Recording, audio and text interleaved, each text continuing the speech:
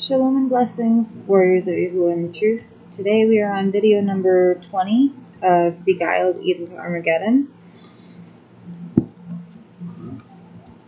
July 28th, 2019. Is it the date of the apocalypse? Illuminated masters at Chartres Mystery School hundreds of years ago taught the final apocalypse was scheduled to take place when terrestrial alignment of the 7 Gothic cathedrals and their oracles actually align with their celestial counterparts in the heavens. On July 28, 2019, those 7 cathedrals or ancient oracle sites will align perfectly with their corresponding celestial bodies in the heavens. To hide this knowledge in plain sight to warn future initiated generations, Knights Templar crafted strange symbolism with encoded esoteric artwork in their stone cathedrals. Templar orders were by no means devoted Christian knights as so popularly portrayed. Instead, their Christian image was and still remains to this day a cover to hide what they are really up to. Their sole reason for building cathedrals was to leave clues about their real preoccupations for those with eyes to see, hidden within these huge libraries made of stone. They knew cathedrals would always be protected as places of reverence without suspicion of evil, as well as highly resistant to fire, wind, or water damage, much like the pyramids which their serpent forefathers built. This would ensure Satan's hidden knowledge would exist to initiate his army until the apocalypse in 2019 arrived. Templar alchemy remains a priority of Satan's army, and is being used today in their effort toward extending life, longevity, and physical immortality until their demise at Armageddon. Ancient secret societies, as well as those which Templars later birthed, are still pursuing mastery over space and time. Templar sacred sciences promote the theory that astronomy, astrology, and mathematics are all related. They taught that combining each of these 3 universal forces together would be instrumental in protecting Satan's seed during the coming apocalypse on July 28, 2019. This date could very well be when Yahuah's wrath is finished at the Battle of Armageddon by destroying Satan and his followers at the end of the 7-year tribulation. One thing is for sure, those who follow Satan are very aware of this impending date. They are working overtime trying to perfect a universal force field with power to stop and or survive Armageddon. This is why they already have their seed vault in place in the Arctic, underground bunkers built, and their Star Wars defense systems in place. They are very aware of a coming apocalypse is just around the corner that is literally going to rock planet Earth. So just what, if anything, did the Mayans in Central America more than 1,600 years ago know about an apocalypse? Well, the first thing is that they predicted a great cycle on Earth would end on the winter solstice in December 2012. So that's probably why a lot of people thought the end of the world was going to happen in 2012. I thought so myself. Mayan calendars and sky charts were handed down from the original calendar makers, the Olmec civilization. Using Olmec calculations, Mayans developed their highly sophisticated calendars to precisely time planting and harvesting. Most impressive were calculations concerning a solar year, which consisted of 18 months of 18 months of 20 days, as well as their sacred almanac containing 13 months of 20 days each. Once every 52 years, an occurrence happened simultaneously on both calendars known as a calendar round. The 400-year cycle was called a Bacton. 13 consecutive Bactons, a total of 5,200 years, made up a great cycle. The final great cycle of their calendar concluded on December's winter solstice, 2012. Mayans had predicted a day of withered fruit when our sun's face would be extinguished because of a great tempest and violent storm. This cleansing period, they had prophesied, would be followed by a renewing of humanity when ornaments would descend in heaps from the sky, bringing good gifts for one and all. It seems they were right, as Earth is experiencing terrible violent storms directly due to the unstableness of the sun's surface. Also, increasing reports of UFOs resembling small round orbs that look exactly like little ornaments are being seen in overwhelming numbers of cases worldwide. Humanity, just like the Mayans predicted, is being changed, and these increasing orbs may have something to do with it. The final Mayan age had started when Venus was on Earth's horizon and on its last day, December's winter solstice, 2012. There was once again a cosmic connection with Venus. Venus was considered born when it first rose just before dawn at the beginning of the Mayan age, but at the end of their final calendar it symbolically fell from the heavens. As our sun set on December's winter solstice, 2012, Venus sank below the western horizon, making it appear Venus landed on Earth. Venus, according to mythology, represented two entities, the goddess of love and beauty, a personification of womanhood's ability to procreate that is worshipped as the virgin cult, and Lucifer, the light bearer. Lucifer, as has been discussed, was the fallen angel cast out of heaven, known also as the devil, dragon, and serpent who deceived the virgin, Kua, or Christians know her as Eve. No doubt the winter solstice of 2012 heralded a final return to Earth of the Mayan feathered serpent. Trying to read this word, I apologize. Quetzalcoatl, also known as Lucifer. Yes, he fell from the heavens to inhabit a cloned human body and will never be able to return to the highest heavens again. This event, marked by the great design of our cosmos and its constellations, was predestined by Yahuah, who set the wheels in motion from the beginning to bring an end to Satan's evil. Yahuah's agenda concerning an apocalypse was disclosed in Scripture a long time ago, just as it is represented in the heavens and is about to play out in our generation. I turned and saw under the sun that the race is not to the swift, nor the battle to the strong, neither yet bread to the wise, nor yet riches to men of understanding, nor yet favor to men of skill, but time and chance happeneth to them all. For man also knoweth not his time.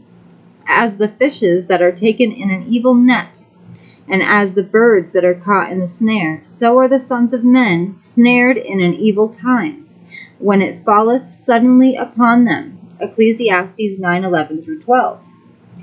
Satan's arrival on Earth, walking in iconic human flesh that ironically turned 30 years of age on the summer solstice of 2012, is to allow him power to produce convincing signs and wonders in the physical realm.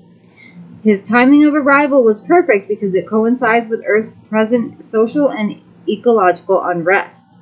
In Yahusha's cloned image, or JC's cloned image, Satan will use his supernatural demonic powers toward one main agenda: to steer everyone from belief in the real JC, or in the real Yahusha, to believe in his image as a regenerated new JESUS, the one God.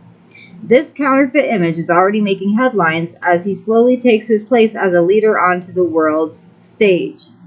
He has come to his power so far using his own royal pedigree and name, and although he is cloned from the Kodesh, or Holy Shroud, this will not be immediately revealed. His royal pedigree, known worldwide, allows him to first utilize his royal lineage as a descendant of King Dawood, or King David, to give him leverage. Soon he will take his reign to a much higher and more powerful level, and then he will reveal he is a resurrected clone of JESUS, possessing his identical DNA and blood type and image as it appears on the shroud. Interesting, because his real name is Yahusha, and if there was DNA in the shroud, it would have been Yahusha's, not JC, but he will come out with the name of JC because that is what the world knows. That is what everyone, there's so many Christians in the world that call on the name of JC and they don't even know the real name of our Creator and Savior. So he's going to come out as JESUS. His rise to power universally will be solidified by Jesuit Pope Francis I as Peter the Roman per Saint Malachi's prophecy, because he owns the shroud. Pope Francis will soon declare the cloth's authenticity because on Easter 2013 he publicly supported research stating it was from the era of JESUS and called it an icon. He will claim the cloned image is JESUS, the one God all religions have been waiting for. The next section is authenticating the shroud, and that is very short, and this goes with this, so I'm going to read this one as well. Truth about the shroud has remained hidden so it can be authenticated at just the right time as undeniable evidence. Just like DNA cases used in forensics as proof of a person's innocence or guilt. It will hold up in a court of law, and Satan knows this. That is why he chose to walk on earth in JESUS's image. Pope John Paul II told the Bishop of Turin's famous cathedral housing the shroud it was an authentic relic years ago, according to that bishop's recorded testimony before his own death, just as Knights Templar used cathedrals to hide their evil agenda. Satan's pawns picked a Jesuit Pope Francis I after Benedict XVI, Roman numerals. I apologize, I'm horrible with Roman numerals. Resigned, who would also be ready to protect JESUS's cloned image from scrutiny. Satan, through binding blood oaths of illuminated men with him, has been using Catholic hierarchy for years to protect the shroud in order to resurrect a clone from it. The Kodesh, or Holy Shroud, was indeed, according to Grail legend, carried through history by Knights Templar for the sole purpose of having its image come to life again. Those Templars were initiated to worship the shroud as an idol because, like a teraphim, Satan would use it to channel his message to them. Notice they worshipped it as an idol, which means its image was not the real JESUS. It wasn't really Yahushua. This is no different than bowing before a statue of JESUS or the Virgin Mary, and believing if you kiss it or touch it, you receive blessings. Yahuah never intended mankind to worship anything other than him as a living Elohim, or God. An idol or statue is not alive and should never be worshipped. This is the reason the shroud was hidden by its early Christian owners, because they knew people through faith must believe first and foremost in the power of a living Elohim, or God, they cannot see. The cloth was historical proof JESUS was alive and had resurrected just as he had said. But when people began claiming healing by touching or gazing at it, they probably hid the relic to stop it from becoming people's sole focus. Had they not done this, then healed people would have just used the shroud like a magic talisman and never sought salvation. Templars stole the shroud from Christians in Edessa for just that purpose, using it as a magic talisman. Their protection of the shroud's blood was to try and commune with the spiritual world through it, just as pagans used blood from sacrificed humans to get Satan's attention. These men were after one thing: to one day raise the shroud's divine blood as an idol from the dead, so Satan could secretly manifest a false heaven on earth.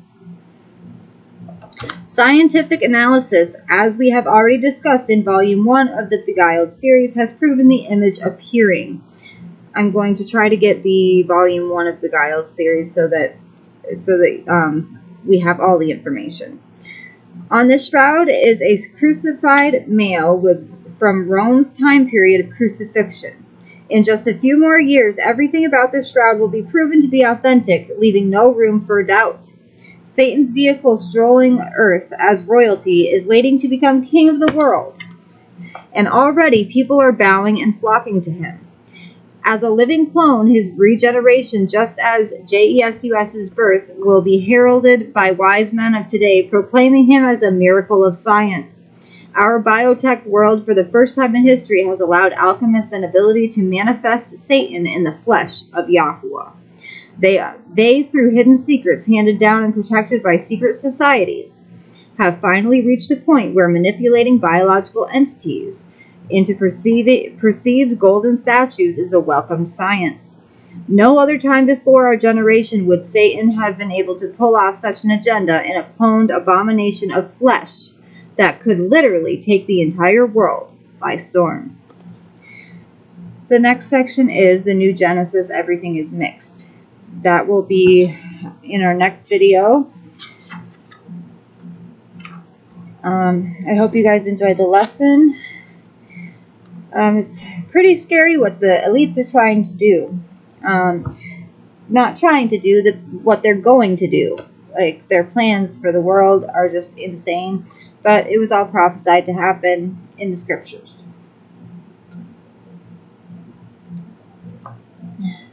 And now, it's time to praise Yahuah.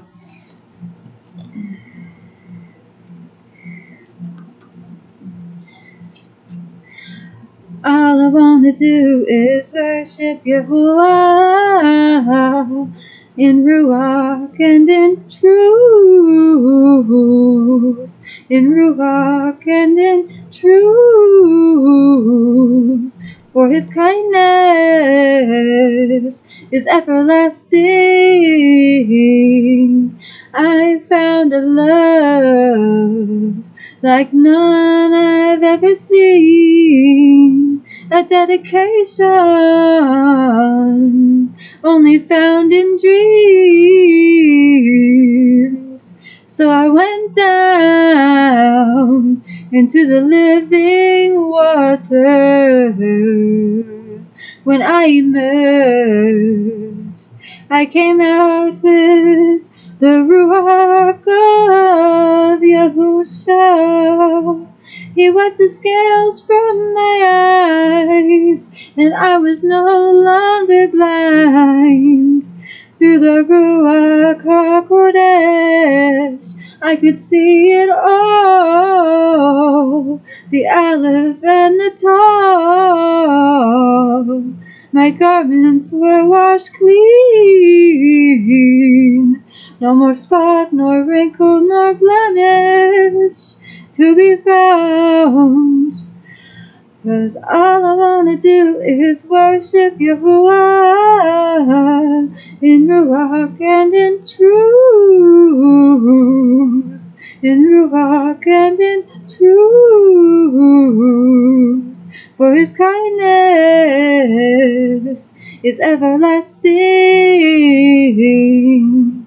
So he said, keep on walking the narrow path I've laid out for you. Keep your heart soft and open, your mind and spirit and truth. Never doubt me. Love always. Follow my commands. He said, you are my bride, my chosen elect. I'm coming to redeem you soon. Hallelujah. That was in spirit and in truth. I love you all with an everlasting love, as our Abba Yahuah and the Shamayim loves each and every one of us. Shalom and blessings, warriors of Yahuah and the truth.